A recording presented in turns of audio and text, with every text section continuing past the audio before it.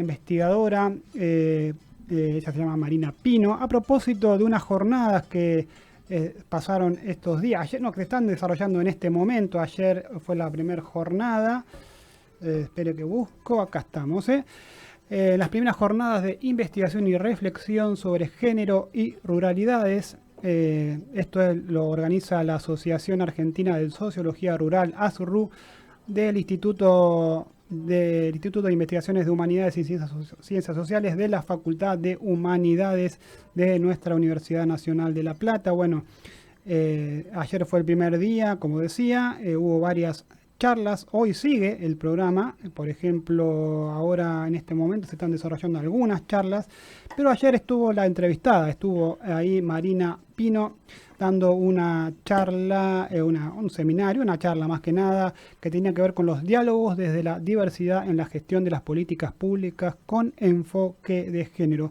Marina Pino, buena compañera del INTA, trabaja en el IPAF Región Pampeana y también fue coordinadora hasta hace poco tiempo del programa Acercar, Derechos del Ministerio de las Mujeres, Géneros y Diversidad de la Nación en la provincia de Corrientes. Estaba coordinando allí en la provincia de Corrientes. Marina, bueno, muchas gracias por esta comunicación. ¿Cómo estás? Hola, ¿qué tal, Germán? ¿Cómo andas? Bueno, muchas gracias por la comunicación. Un saludo a toda la radio Estación Sur y a toda la audiencia. Acá estamos con Silvio y Nazario, que ya los conocés, creo. En algún momento los has Sí, visto. exacto. Contanos primero cómo fue ayer esta mesa en la que estaban también otra gente de INTA, otra gente de distintos institutos, el municipio de Moreno. Bueno, ¿en qué se basó este diálogo desde la diversidad para la gestión de las políticas públicas con enfoque de género, verdad? Sí, bueno, en esta mesa que me han invitado a conversar, a dialogar con otras colegas, con otras trabajadoras del Estado Nacional y también de estados municipales, que venimos hace tiempo trabajando con mujeres rurales y Ujú. con disidencias y diversidades en las zonas rurales, desarrollando diferentes programas y proyectos que tengan que ver con su desarrollo, pero también con generar igualdad y equidad en la zona rural y con erradicar las violencias por motivos de género en las zonas rurales. Entonces, bueno, en esta mesa, en este diálogo, se encontraban compañeras de INTA con mucha trayectoria de los años 80 hasta esta parte, Ujú. compartiendo diferentes formas de trabajar a lo largo del tiempo, ¿no? Cuando no estaba institucionalizado el género, cuando no era la política de género, los programas para el desarrollo de mujeres rurales y disidencias rurales no estaba institucionalizado como tal, y de hecho había muchísimas dificultades para llevarlo adelante hasta Ujú. llegar a hoy, a que se institucionalice, a tener un ministerio, a tener ministerios en las provincias, y bueno, cómo han sido esos avances y también lo que nos queda por hacer, ¿no? Ujú. Como vos decías, hay un marcado avance en este tema a través de la creación de organismos, de ministerios, bueno, el Ministerio de las Mujeres y de disidencias y desigualdades. Es como que el tema se instaló, pero todavía falta un montón, digamos, ¿no? Y se instaló gracias, creo yo, también esto lo podemos conversar, gracias a la lucha y al avance que las mujeres han hecho, han tenido en la base de la sociedad argentina, digamos, si no hubiera sido imposible crear este tipo de cosas. Pero falta mucho y creo que en esa tarea ustedes, mucha gente está haciendo lo posible, digamos, pero poniendo lo que hay, el granito de arena que hay que poner para seguir avanzando y que la mujer y las infancias tengan los mismos derechos, los mismos accesos. Sí, exacto. Una de las características que tienen nuestros gobiernos populares, nacionales y populares, es la de poder escuchar al pueblo y sus exigencias y sus reclamos, ¿no? En este caso, las mujeres y las disidencias organizadas, escucharlas y convertirlas en derechos y convertirlas en esos reclamos, dar resultado efectivo en políticas públicas, ¿no? El ministerio es tal cual lo que decías, y las diferentes políticas y programas que existen nacen de las organizaciones, pero son escuchadas y tomadas en cuenta por un Estado nacional. Si no existiese un Estado presente, un Estado que convierte esos reclamos en derechos, bueno, estaríamos retrocediendo mucho como lo están anticipando también algunos candidatos ahora en este contexto. Entonces,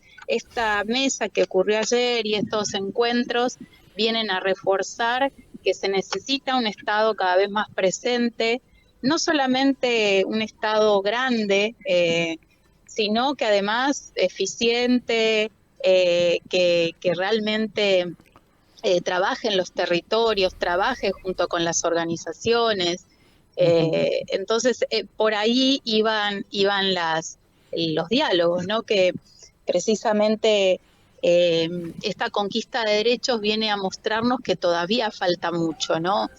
Precisamente el programa Acercar Derechos que yo coordiné durante 3 años, que es para acompañar a personas en situación de violencia, con psicólogas, trabajadoras sociales, abogadas, y en las zonas rurales donde el Estado es mucho más débil, se ve a las claras la necesidad de contar con estas profesionales en los territorios rurales, porque nosotras trabajamos con mujeres y disidencias rurales en situación de violencia, pero luego las salitas de salud municipales no cuentan con psicólogas, no cuentan con abogadas o abogados que puedan patrocinar causas, poderes judiciales muy lentos. Entonces todavía queda mucho por hacer, y sobre todo en las zonas rurales, como para realmente que la política de género se cumpla y siga creciendo en pos de la igualdad. Marina, ahí te paso la última pregunta. En esta parte después te paso, Silvio. Vos has tenido mucho trabajo en el territorio, en Corrientes, pero en otras provincias también. Digamos, ¿cómo es, cómo era? Porque ahora cambió, como lo que estamos hablando, pero ¿cómo eran esas primeras charlas, esas primeras juntadas ahí con las organizaciones? Seguramente serían más mujeres que hombres, o todas mujeres, de empezar a hablar de esos temas, porque también, sobre todo... Bueno, en todo el país, digamos, ha habido un cambio, pero ese cambio fue muy lento, como decíamos antes. ¿Cómo era empezar a ir al paraje, a hablar con la dueña de casa, con el hombre de la quinta, del campo? ¿Qué había y qué cosas se jugaban ahí? Sí, bueno, primero creo que el feminismo es citadino, ¿no? El feminismo viene de las ciudades fundamentalmente, y la ruralidad y las mujeres y las disidencias que nos encontramos trabajando y viviendo en la ruralidad, creamos nuestro propio lenguaje feminista, por decirlo de alguna manera. Con nuestras familias, con nuestros compañeros, con los encontronazos que productoras y productores han tenido. No la tienen fácil en los primeros encuentros que vos también tuviste la posibilidad de acercarte y de compartir con una red de comunicadoras populares en Goya, en el sur de Corrientes. Muchas de ellas no continuaron precisamente porque sus maridos no las dejaron, decían ellas, ¿no? O sea, veían como dudoso estos encuentros de por qué te vas a chismosear, ¿no? Pero con el correr del tiempo también las lideresas empezaron a sentirse como tales. La mayoría de las organizaciones realmente fueron lideradas y son lideradas por mujeres. En eso nos hemos encontrado, y me he encontrado en mi trabajo en el territorio con mujeres liderando organizaciones, desde comunidades originarias como Rincón Abá, peleando por la muerte con agrotóxicos de sus hijos y sus sobrinos, precisamente, hasta presidentas de las ferias francas, presidentas de cooperativas de artesanas, las comunicadoras populares. Te vas dando cuenta que en realidad hay muchas lideresas que lo que precisaban es formarse en estos temas para sentirse más fortalecidas y y alzar un poco más su voz, ¿no? Silvio. No, me alegra mucho y te felicito por el esfuerzo, el gran trabajo y el desafío que tenía en el trabajo y lo pudiste llevar a cabo. Silvio te saluda. Hola.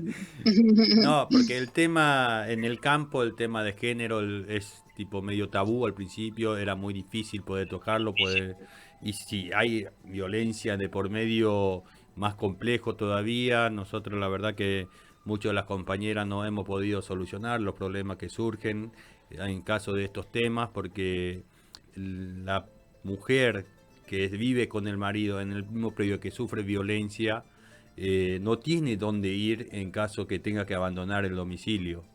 No tiene un refugio cercano, o si va a un refugio, después no puede quedarse toda la vida aún viviendo en el refugio. No hay yo creo que una de las tareas pendientes, que la deuda que tenemos nosotros, cuestiones de géneros, es poner una alternativa a las personas que quieran despegarse de su pareja y no estar atado económicamente, de poder dar una línea de trabajo que tenga que ver con el rubro, que ella se siente identificada con el trabajo, que se pueda reintegrar a la sociedad de una manera más contundente, digamos, porque refugiarlo durante 15 días en una casa donde tiene seguridad, donde le da pan y agua, no soluciona el problema. El problema sería, una de las políticas clave para encarar sería poder dar una mano a esa persona para que pueda independizarse económicamente y pueda criar a su familia, a sus hijos en forma digna. Sí, la diste en la clave totalmente, Silvio. Ahí creo que en las zonas rurales, por ejemplo, sigo con el ejemplo de Goya Corrientes, hay muchas mujeres que aún cuando pasan violencia física se les dice el marido la castigó, ¿no? Se utiliza ese término de castigo como si hubiesen hecho algo malo, o mismo lo que son los abusos sexuales infantiles de adolescentes y de niñas por parte de sus padres o padrastros, es algo naturalizado o muy difícil de poder contar y denunciar. Se sabe esa viva voz, pero no se denuncia, ¿no? La naturalización de la violencia es aún más, más grave en el campo, sobre todo también en algunas zonas por la distancia, como vos decís, también a los lugares en donde te pueden dar acompañamiento, refugio. Son distancias algunas muy largas en donde la conectividad no existe, la conectividad no es un derecho humano en nuestra Argentina, entonces no pueden llamar a la línea 144 porque sus celulares no tienen señal. Entonces, la gran mayoría de los intentos de femicidio ocurren en las zonas rurales y ocurren también en mujeres adultas mayores que han tenido o han padecido violencia durante 30 o 40 años.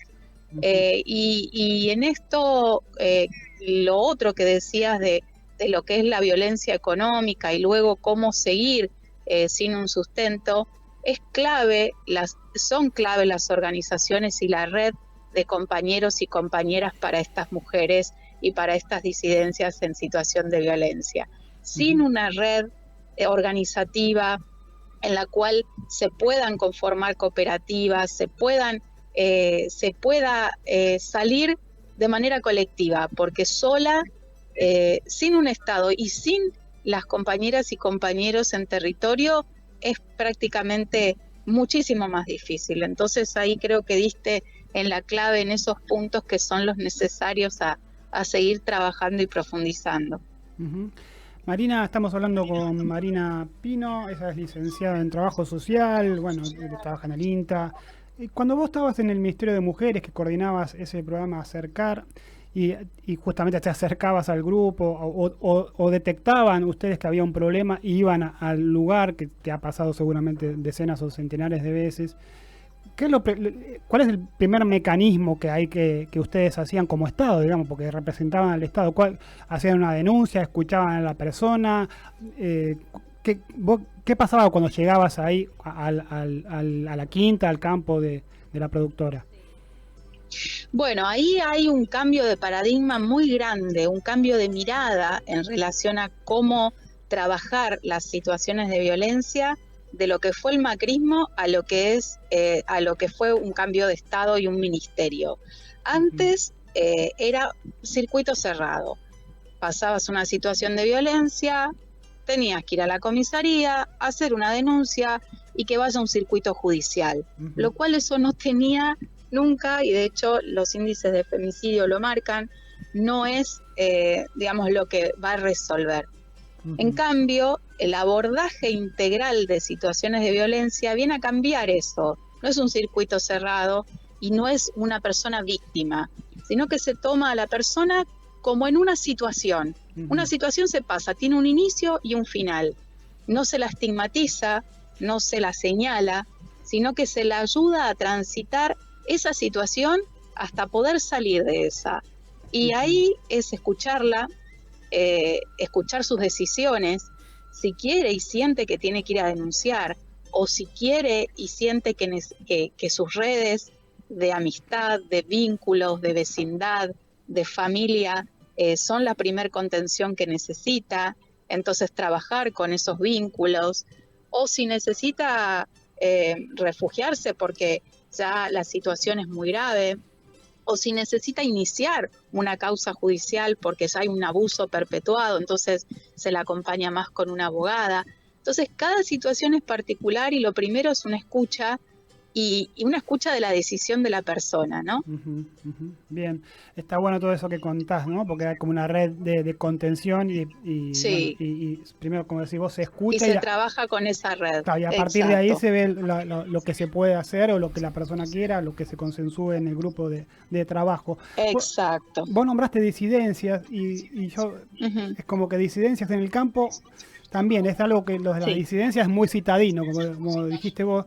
Una persona que es disidente, que elige tener otra sexualidad, otro género, si se quiere, no sé si está bien dicha la palabra, acá me declaro un poco lego en el tema, tengo que aprender mucho más de lo que sé de esto. ¿Cómo puede manifestar esa disidencia? O vos, ¿qué has visto vos, que has visitado mucho los campos? Bueno, en Corrientes, pero también en otras partes, se podría decir que es a nivel nacional. Por más allá que estuviste en Corrientes, yo creo que pasa lo mismo en todos lados, pero cómo una persona disidente puede llegar a realizarse como persona sin tener el estigma de cambiar de género, no binario, bueno, todo un tema que no quiero profundizar porque me iría por las ramas, pero cómo la persona se manifiesta, se puede manifestar si es disidente. Sí, en general es muy expulsivo, la ruralidad es muy expulsiva para las personas que deciden otras identidades de género, ¿no? Que deciden ser personas trans o no binarias o gays, lesbianas, bisexuales. Es bastante expulsivo a la ruralidad para esas personas y nosotras, o por lo menos nos enfocamos mucho en el trabajo con las escuelas y la educación sexual integral, ¿no? Ahí en las juventudes hay una puerta de entrada a cambiar la mirada, a que las diversidades sean festejadas y no todo lo mismo sea lo ejemplar y lo normativo, ¿no? Entonces trabajamos muchísimo con las escuelas de familia agrícola, con las escuelas secundarias técnicas y con las escuelas secundarias de bachilleres, y ahí es donde hay que trabajar quizás más con los docentes y las docentes con las juventudes que vienen transformando sus pensamientos. Entonces, con justamente mujeres trans de las ruralidades, hemos podido generar promotoras de género y que puedan ir a contar a las organizaciones y a las escuelas qué les pasó a ellas cuando decidieron cambiar su identidad de género, cómo fueron escuchadas en sus familias o si no fueron escuchadas, poder concientizar de que es posible vivir plenamente eligiendo y siendo respetada en esa diversidad. Lo que sí también me parece que el Estado ahí tiene una cuenta pendiente con el cupo laboral travesti trans, porque muchísimas personas trans y travestis que vienen de la ruralidad y que van a las ciudades, ustedes saben, la esperanza de vida no supera los 40 años. A los 40 años, las personas, las mujeres trans, pierden la vida.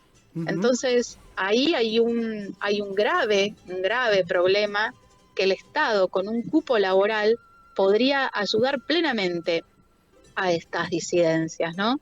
Así que yo creo que hay muchísimo para trabajar en este tema desde la educación sexual integral y desde el mundo laboral en manos de un Estado presente. Claro, este cupo está establecido, pero ahí parece como que la normativa va más adelante, digamos, de la realidad. O sea, está bien que esté el cupo, obviamente, pero no se ocupan los lugares porque falta todo un trabajo más generalista, holístico, no sé cómo decirlo, transdisciplinario, para que la persona que se quiera presentar a un puesto primero se presente, porque a veces no se presenta porque como que ¿para qué me presento si no voy a salir? O se genera todo una... Lo que pasa, Germán, es que fíjate que, por ejemplo, en nuestra institución, los cupos que se abren son para doctores, maestrandos, imagínate que estamos hablando de que las personas no llegan a superar los 40 años en su vida,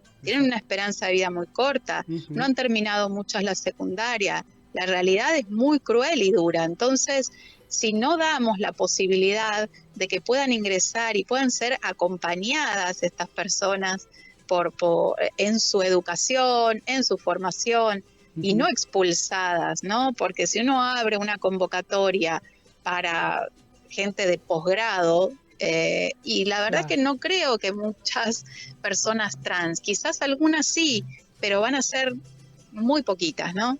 Creo que la realidad y el diagnóstico es otro. Bien. Es lo que vos decís, la normativa va adelante, pero me parece que quienes están en las tomas de decisión, deberían acercarse un poco más a la realidad. Bueno, buenas tardes, compañera. Escuché muy atentamente, Nazario Ramos hoy. Escuché muy atentamente y me parece bárbaro el trabajo que se viene haciendo. Yo la pregunta te voy a bajar al territorio productivo o a la ruralidad. Con el trabajo, me parece a mí, tú lo dirás después si está o no, si es o no así. Creo que esto va a ir cambiando rotundamente si los pequeños productores o productoras empiecen a organizarse en cooperativas, en asociaciones, para poder llevar adelante el trabajo que vienen haciendo ustedes. Me parece a mí que es mucho más fácil por ese lado, ¿no? Sí, totalmente, Nazario, eso sí, de esta nunca se va a salir solo ni sola, ¿no? En las violencias de cualquier tipo o en las discriminaciones, en las desigualdades, una persona no sale adelante sola. En las posibilidades, tanto culturales, educativas como productivas y económicas fundamentalmente, es necesario y fundamental crear cooperativas, asociaciones y que el Estado pueda apuntalarlas sin burocracias fundamentalmente, porque también convengamos que esa es otra deuda que tiene el Estado, de disminuir las burocracias para realmente poder generar que el desarrollo productivo con igualdad y equidad de género, ¿no? Porque generamos cooperativas, generamos asociaciones, ferias, pero a la hora de presentar proyectos en diferentes programas y políticas públicas, las trabas burocráticas a veces hacen retroceder a muchos que recién están empezando, ¿no? Por supuesto que hay asociaciones y cooperativas mucho más grandes que tienen técnicos y técnicas especializados en la presentación de proyectos, pero muchas otras que son las que se inician, que son las que están dando los primeros pasos en estas formas tan genuinas de la economía social y solidaria, quedan relegadas, ¿no? Bueno, Marina, sentimos que hay muchas cosas por hablar, pero, por ejemplo, vamos a hacerlo, ayer lo estuvimos hablando antes, hay que también concientizar acá en el cordón hortícola, por lo menos empezar por acá, ¿viste? Dar las charlas, encuentros, charlas libremente Sí. que hablen todas y todos, ¿no? Así que estaría bueno que eso se empiece a generar. Ujú. Y bueno, te convocamos A para la total próxima. disposición. Bueno, Yo soy sí. una fanática, siempre Sí. estoy como recién llegada a este cordón, no estoy queriendo, justamente me fui a visitar algunas productoras como para empezar a conocerlas y que me conozcan, pero vengo a poder aportar desde la educación popular, desde el diálogo y desde la construcción colectiva de conocimientos, lo que sea mejor para el cordón hortícola. Así que hay total disposición para las organizaciones y para los productores y productoras. Y acá también de la radio, acá la producción, la operación, te dice que hay que invitarla acá al piso para seguir charlando de este tema. Así que te vamos a convocar próximamente. Bueno, encantada de la vida. Muchas gracias por la comunicación. Gracias, Los agradecidos Marina. somos nosotros de Gracias escucharte. Silvio, Nazario y Germán. Nos Un vemos, abrazo un a toda la abrazo. radio. Un placer enorme. Bueno, pasaba ahí la licenciada en Trabajo Social y tiene una maestría también en Estudios Sociales Agrarios. Marina Pino, trabajadora del INTA y también hasta hace un tiempito fue coordinadora del programa Acercar del Ministerio de Mujeres en la provincia de Corrientes. Ahora está trabajando en nuestra zona, así que aprovechémosla que está acá y las organizaciones que la Siguen viniendo solicitan. los correntinos para acá, ¿eh? Sí, estamos invadidos por los correntinos. Quieren formar la República de Corrientes 2. Ahí estamos. La República Separatista de Corrientes 2, sí. Mirá que ya se viene